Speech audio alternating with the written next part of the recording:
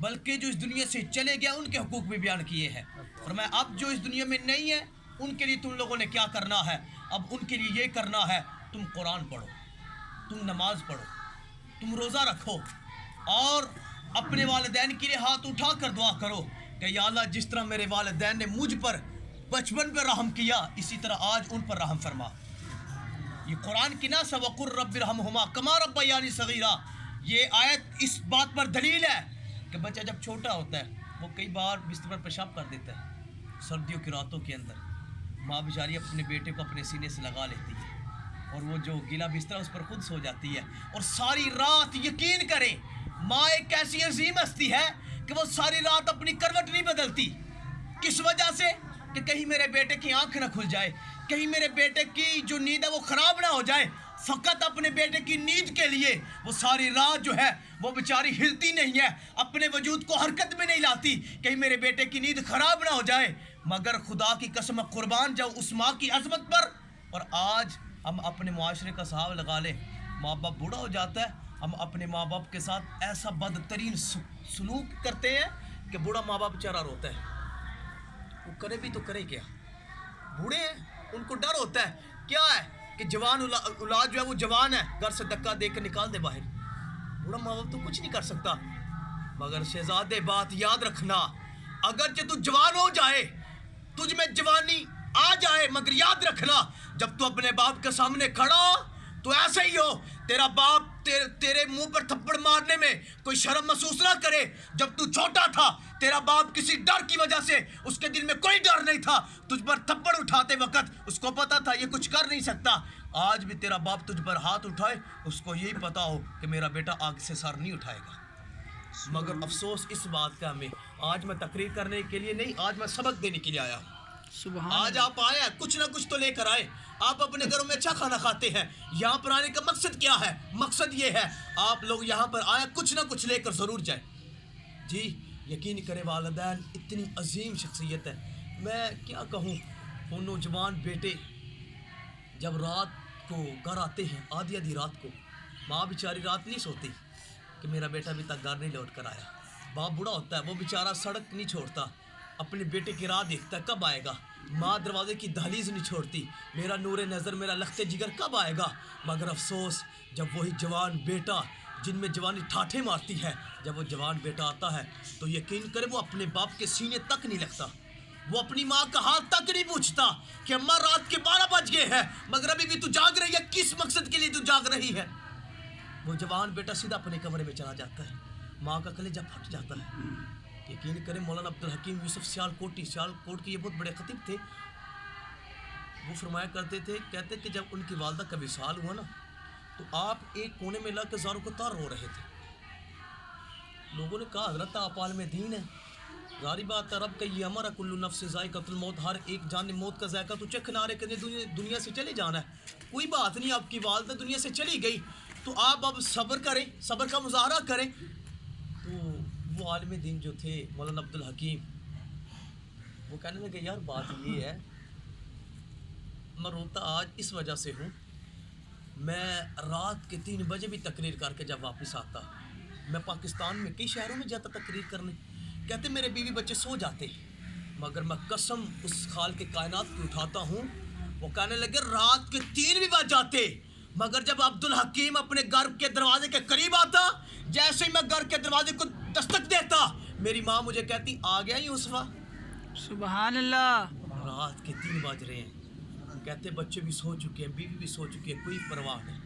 مگر میں اپنی اس بڑی ماں پر قربان جاؤں, خدا کی قسم رات کے آخری پہر بھی میری ماں جاگ رہی ہے اس مقصد کے لیے میرے بیٹے کو کہیں کچھ ہو نہ جائے, میرے بیٹے کو بخار نہ ہو جائے, سردی زائدہ ہے. وہ کہتے کہ میں روتا اس وجہ سے ہوں, ہر کوئی مجھے خطیب اعظم کہنے والا تو ہے, ہر کوئی مجھے کہنے والا تو ہے, روتا اس وجہ سے ہوں. آج مجھے کوئی یوسف کہنے والا نظر نہیں آ رہا.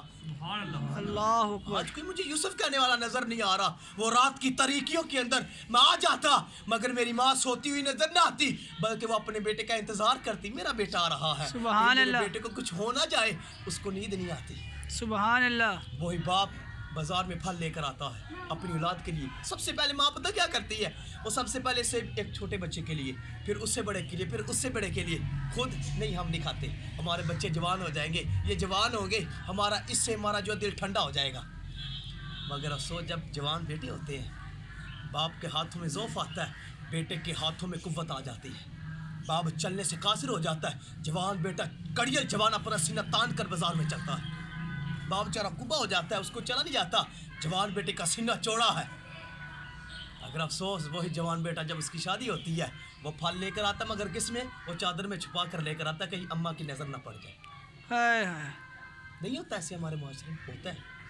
ये चंद दिनों की बात है, एक बूढ़े बाप को जवान बेटों ने घर से धक्का दे दिया, दफ़ा हो जा। तुम मुझे बताओ, आज लोग तुम देखते हो ना यार, घर में बरकत नहीं है, रिज़्क़ में बरकत नहीं है, माल में बरकत नहीं है, माल आता भी है पता ही नहीं चलता कहाँ जा रहा। हाँ मैं तुम्हें बताता हूँ, खुदा की कसम, तुम ये सोचते हो किसी बुजुर्ग से जाके दुआ करवाएंगे, किसी अल्लाह वाले के पास जाके दुआ करवाएंगे, दादा साहब की बारगाह में चले जाएंगे, गौसे पाक की बारगाह में चले जाएंगे। मैं कहता हूँ इन हस्तियों को छोड़, रसूलुल्लाह की बारगाह में चला जा। अल्लाह की जलालत की कसम, सुभान अल्लाह। नाराज है, रसूलुल्लाह भी तुझे अपने दर से धक्का दे के निकाल देंगे। अल्लाह अकबर। किसी के दर पर ना जा, अपने बूढ़े बाप का सहारा बन जा। सुभान अल्लाह। किसी के दर पर ना जा, अपनी माँ का सहारा बन जा। और सुन, खुदा की कसम, दुआ कबूल नहीं ना होती, हाथ उठा और क्या, या अल्लाह मेरा बूढ़ा माँ बाप है, इन हस्तियों के वास्ते दे तो मेरी दुआ कबूल कर। सुभान अल्लाह। तो मेरा गिरबान पकड़ लेना आगे। सुभान अल्लाह। सुभान मैं अल्लाह। अपनी तरफ से नहीं बात कर रहा, बाकायदा बुजुर्गों का कॉल, मैंने ये कॉल पढ़ा है उनके अकवाल में से। माँ बाप बड़ी अजीम हस्ती है। ये मैं वाक़या लाइब्रेरी के अंदर अपनी मैं वहाँ पर मुताला कर रहा था, तो अचानक मेरी नज़र से ये वाक़या गुजरा किताब के अंदर कि अल्लाह के बहुत बड़े वली थे। वो कहते कि मैं एक कब्रिस्तान के करीब से मेरा गुजर हुआ, तो मैंने वहाँ पर एक कब्र को देखा कि कब्र फट गई और अल्लाह का दर्दनाक अजाब हो रहा है उस कब्र वाले पर। अल्लाह का अजाब नाजिल है, अब वो चीखें मार रहा है। कहते एक तो था अजाब का आना आग की सूरत में, यानी एक अजाब है, ठीक है, वो आग में जल रहा है। फिर उससे बड़ा अजाब क्या था, उसकी शक्ल गधे की सूरत की तरह हो चुकी थी। अल्लाह अकबर। उसकी शक्ल को गधे की सूरत में तब्दील कर दिया गया था। कहते मैंने अपने रब के बारगाह में पनाह मांगी, मैंने कहा या अल्लाह ये कितना बदबख्त इंसान है, इसने कौन सा ऐसा बुरा अमल किया होगा कि जिसकी वजह से एक तो अजाब हो रहा है, ऊपर से इसकी शक्ल भी तब्दील कर दी गई है। कि वो इंसान जिसके बारे में खालिक के कायनात ने खुद कुरान में कस्में उठाई, लक़द खलक़नल इंसाना फ़ी अहसनि तक़वीम, मैंने हर चीज़ से ज़्यादा खूबसूरत इंसान को पैदा किया है। सुभान अल्लाह। या अल्लाह इतना बड़ा अज़ाब। कहते मैं करीब ही एक बस्ती थी वहाँ पर चला गया। कहते जब मैं वहाँ पर गया तो मैंने अहले बस्ती वालों से पूछा, मैंने कहा वो फ़लाँ कब्र है, उसका किस घर के साथ ताल्लुक़ है। जब लोगों ने बताया वो फ़लाँ घर है, कहते मैं चला गया। मेरे नौजवान भाइयों, आज हम में बड़ी आकड़ है, हम तकब्बुर के साथ लगे फिरते हैं, हम बूढ़े बाप को बोलने नहीं देते। अब्बा तन्नू की पता, चल साइड पे हो, तुझे नहीं पता किस दौर में हम जा रहे हैं। अम्मा तुझे क्या पता है, आप पहले दौर में थे, ये जो दौर चल रहा है ये बहुत आगे है, आप साइड पे हो जाएं। शहज़ादे ये तेरी गलत फहमी है, जिस दौर से तो गुजर रहा, तेरे वालिदैन वहाँ से कई साल गुजर चुके हैं पहले।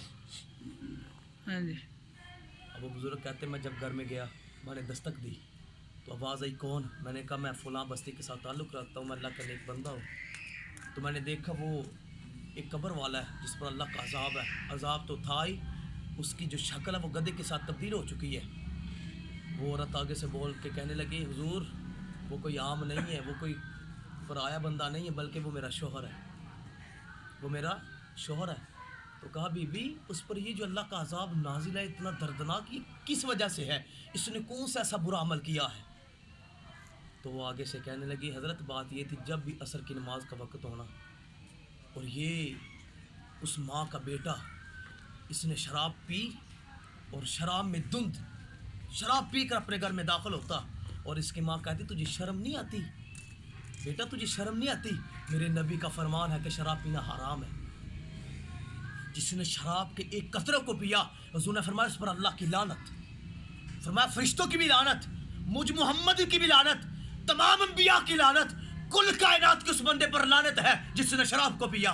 और ये भी हदीस में आता है, हुज़ूर ने फरमाया जिसने शराब को बेचा उस पर भी अल्लाह की लानत, और जिसने गलास में डालकर शराब किसी भाई को दी, हालांकि खुद नहीं पी, किसी भाई को शराब पकड़ाई, हुजूर ने फरमाया उस पर भी अल्लाह की लानत, मेरी भी लानत, कुल कायनात की लानत, फरमाया ये भी जहन्नम का मुस्तहिक है। अब जब माँ ने ये कहना कि बेटे तुझे शर्म नहीं आती, मेरे नबी का फरमान है कि शराब हराम है, तो पता है उसने आगे से क्या जवाब देना?